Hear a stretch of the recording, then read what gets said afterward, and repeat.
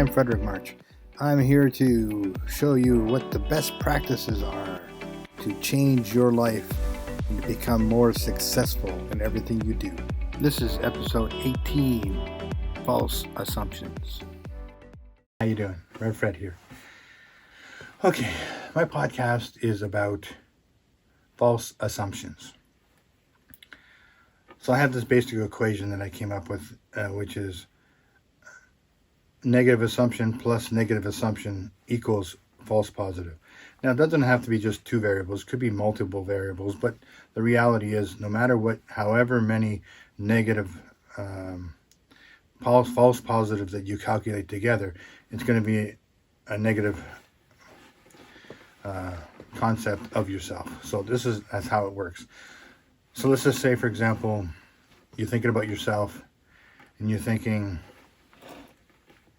I'm not great dateable material.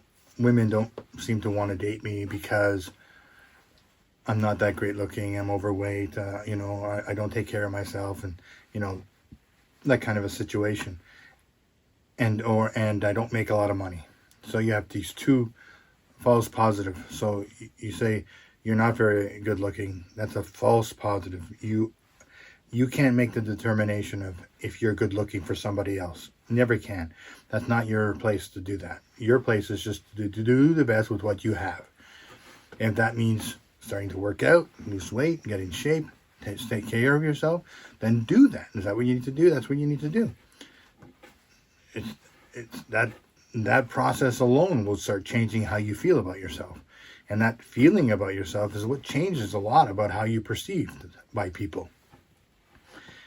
You down on yourself and you don't feel good about yourself, you walk around with that and people sense that, and then they don't approach you because you don't feel like you're approachable.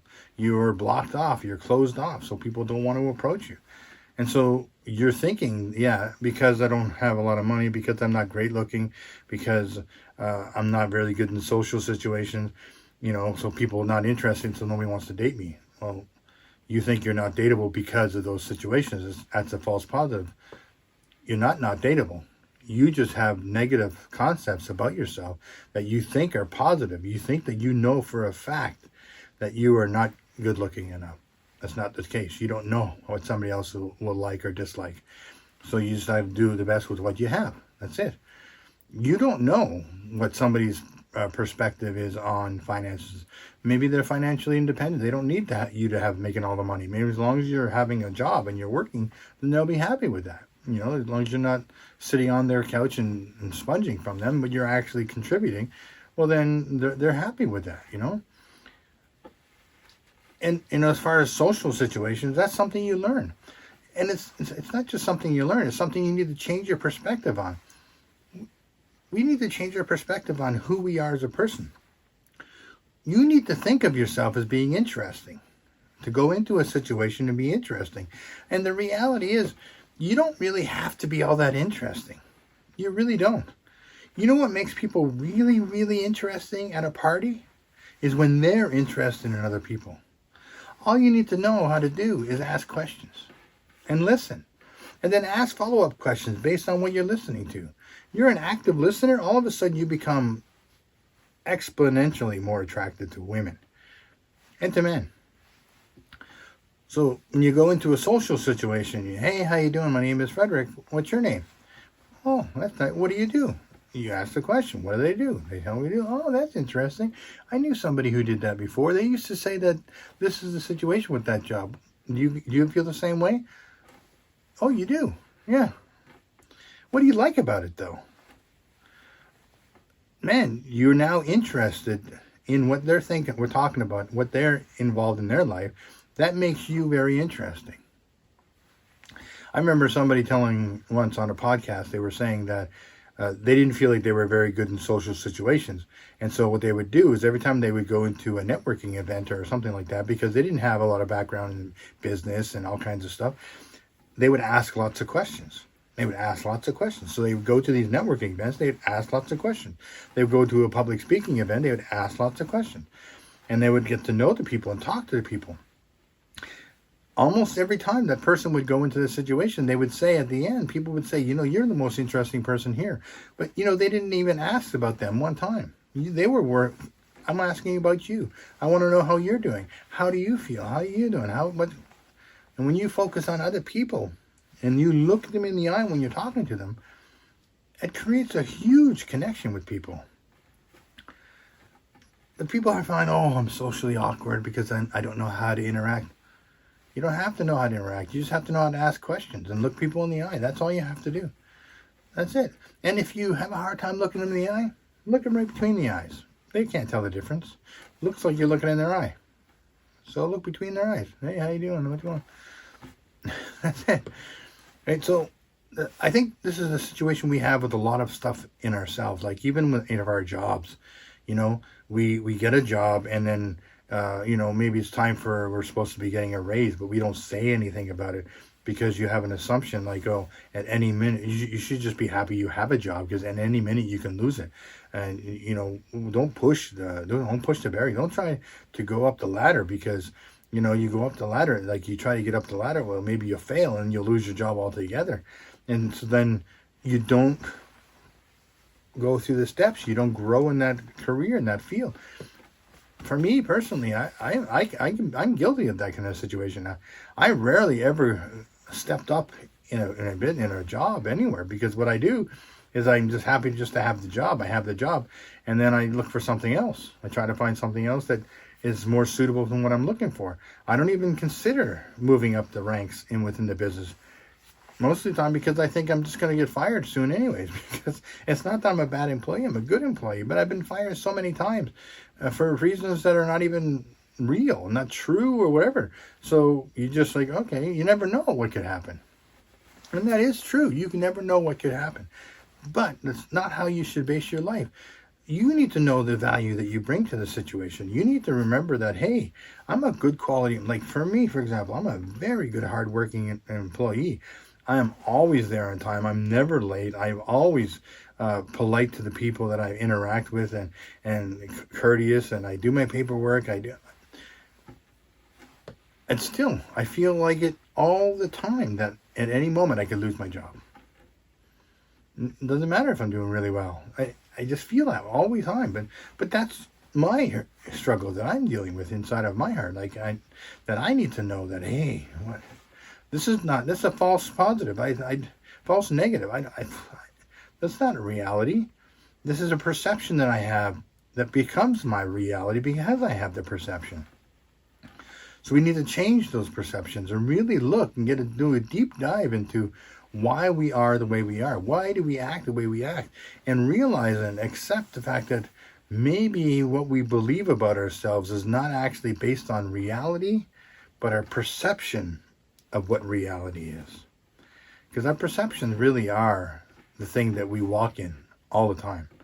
It's how we perceive the world around us, how we perceive life in general, how we perceive relationships, how we perceive those things, and how we walk in the programming that we had from childhood about abandonment and about caregiving and about love and about compassion and about friendship and all those things, and how they could be fleeting or they're hurtful or painful or you never know when somebody's just going to leave. You never know. I've had situations in my life where not necessarily relationships, but it has been relationships in the last little bit. But before that is like family members, like my whole family. When I was 17 years old, dyslexic, I had no money.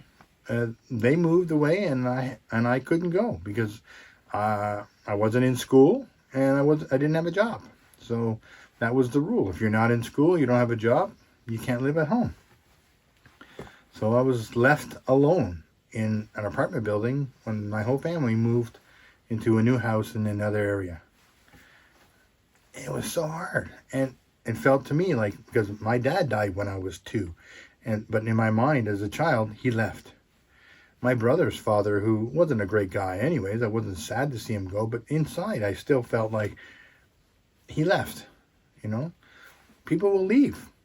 They're just going to leave. And even my whole time in my marriage, I felt like at any moment it could be over, What are you going to do? You feel that way, It's not based on reality. It's based on a perception of what you believe reality is. The reality is not that.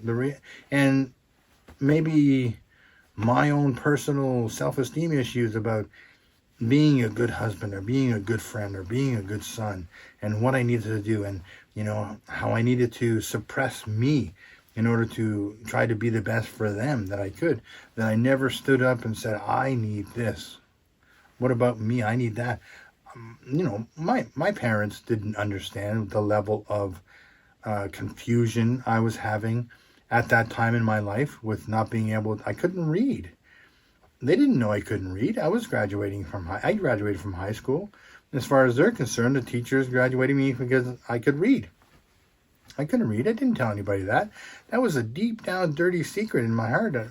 Even my teachers hardly ever knew because I would manipulate the situation in order to get the results that I wanted. I would interview my co-students about the things that we were supposed to be writing or reading. And when it did come to reading stuff, I would read it really, really slow, and I'd take it home and I'd read it really slow.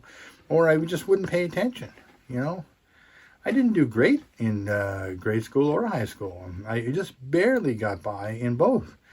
College was different.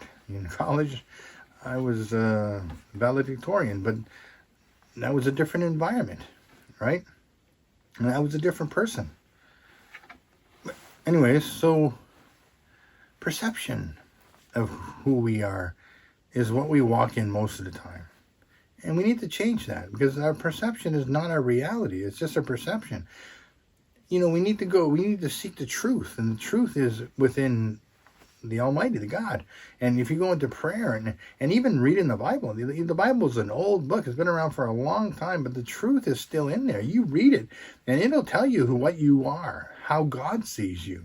And that's the only truth that matters, is how God sees you, because it is 100% truth. God doesn't make any mistakes. He doesn't have any flaws. He is 100% truth all the time.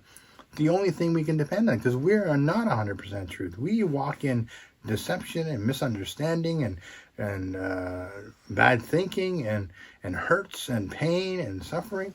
We walk in a lot of that stuff, which causes us to have a lot of different misunderstandings about who we are, how our relationships are, how we're supposed to interact with things, how we're supposed to deal with things, why we are the way we are.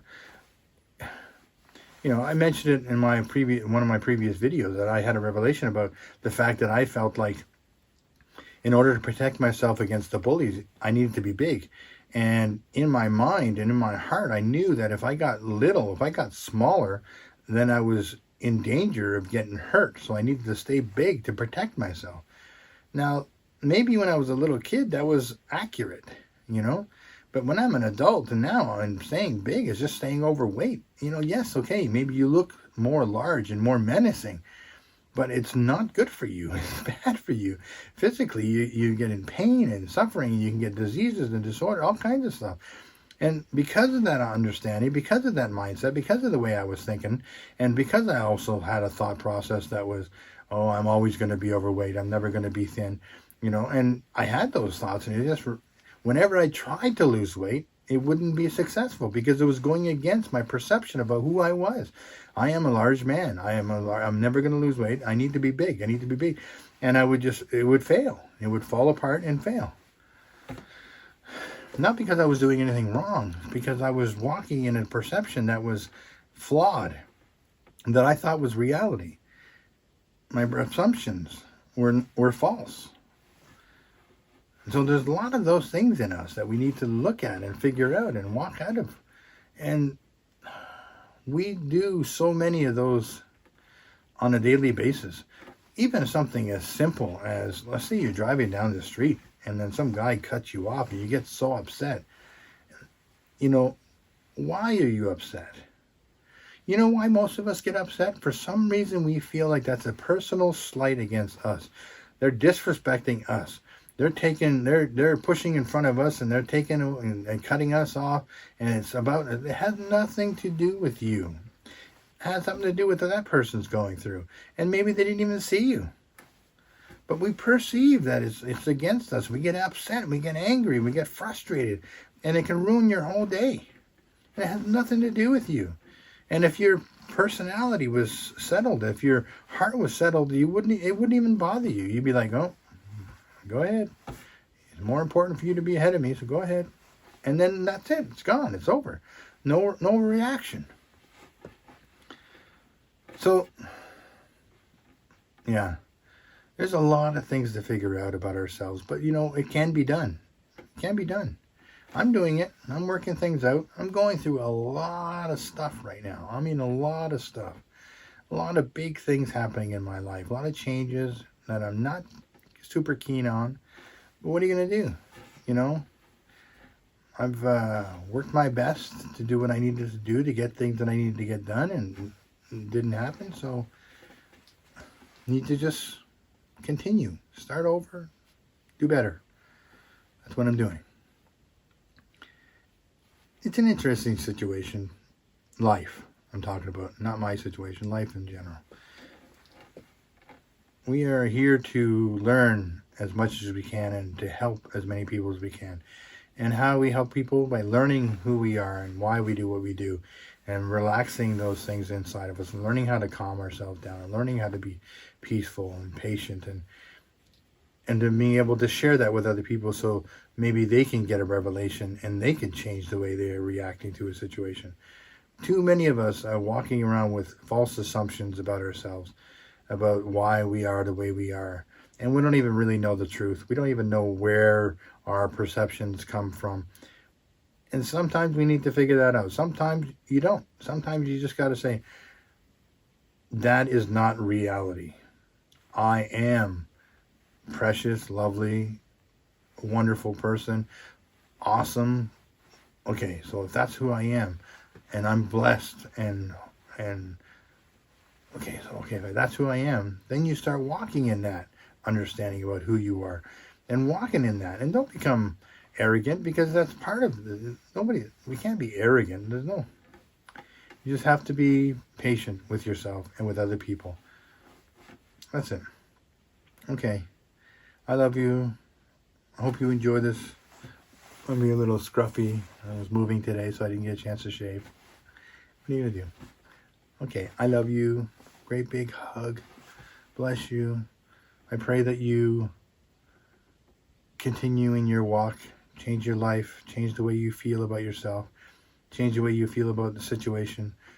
Allow yourself to see what's going on in your emotional world, in your thought processes, and put a halt to it and stop it and realize this is not useful or helpful or the way to be. And then change it. Do the opposite. You get better. We'll all do better. Okay, I love you. I see you later, okay?